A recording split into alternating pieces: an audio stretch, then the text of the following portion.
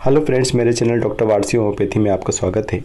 आज हम बात करेंगे डिस्मेनोरिया की।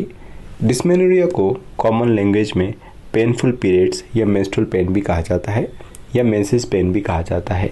ये फीमेल की एक बहुत कॉमन प्रॉब्लम है जिसमें फीमेल को मेंसेस के टाइम पे लोअर एब्डोमेन में क्रैम्पिंग पेन होता है, साथ ही उसको नोजिया, हेडेक, वोमिटिंग, डायरिया और इरिटेशन होता है। और ये जो लोअर एब्डोमेन में क्रैम्पिंग पेन है ये लोअर बैक में यानी कमर में पीछे की तरफ या थाई तक रेडिएट हो सकता है और साथ ही हैवी ब्लीडिंग हो सकती है। ये डिस्मेनोरिया यूजली यंग गर्ल्स में देखा जाता है जिसमें पीरियड्स हैवी होते हैं और बहुत ज़्यादा टाइम तक बने रहते हैं। डिस्मेनोरिया 2 टाइप का होता है, एक प्राइमरी डिस्मेनोरिया और एक सेकेंडरी डिस्मेनोरिया। तो जो प्राइमरी डिस्मेनोरिया है उसमें कोई मेडिकल कंडीशन नहीं होती, यानी कि फीमेल को कोई मेडिकली प्रॉब्लम नहीं होती और ये डिस्मेनोरिया एज बढ़ने के साथ या चाइल्ड बर्थ के बाद यानी कि चाइल्ड होने के बच्चा होने के बाद ये ठीक हो जाता है। और जो सेकेंडरी डिस्मेनोरिया है इस कंडीशन में फीमेल को कोई मेडिकल कंडीशन हो सकती है, उसमें जैसे कि एंडोमेट्रियोसिस या फाइब्राइड या पेल्विक इन्फ्लेमेटरी डिजीज़ हो सकती है।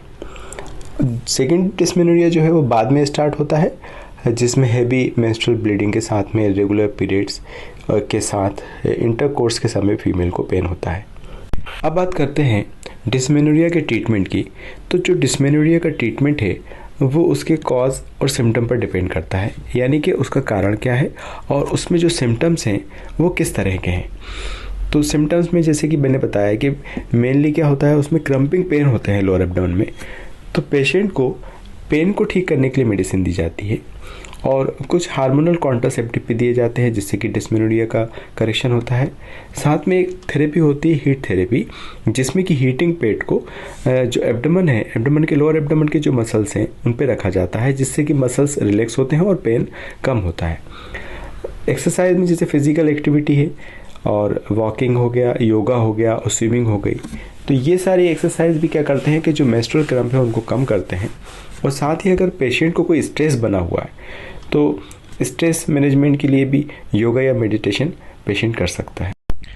अगर पेशेंट को मेंस्ट्रुअल पेन जो हो रहा है उसका रीज़न जैसे एंडोमेट्रियोसिस है या फाइब्राइड है या पेल्विक इन्फ्लेमेटरी डिजीज़ है तो उसमें कोई भी डिजीज़ का उसको प्रॉपरली ट्रीटमेंट कराना पड़ेगा और जिससे कि उसका डिस्मेनोरिया का करेक्शन होगा। Thank you so much friends.